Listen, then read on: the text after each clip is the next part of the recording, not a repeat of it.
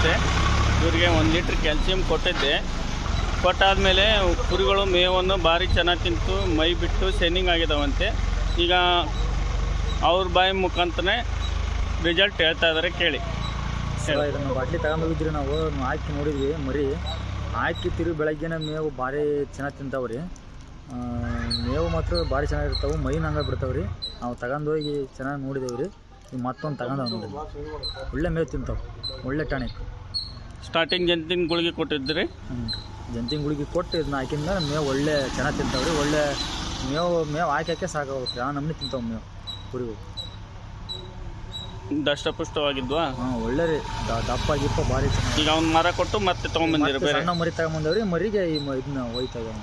Okay, thank you friends. ಯಾರಾದರೂ ಬೇಕಾದ್ರೆ ನನ್ನ ನಂಬರಿಗೆ ಕಾಂಟ್ಯಾಕ್ಟ್ ಮಾಡಿ.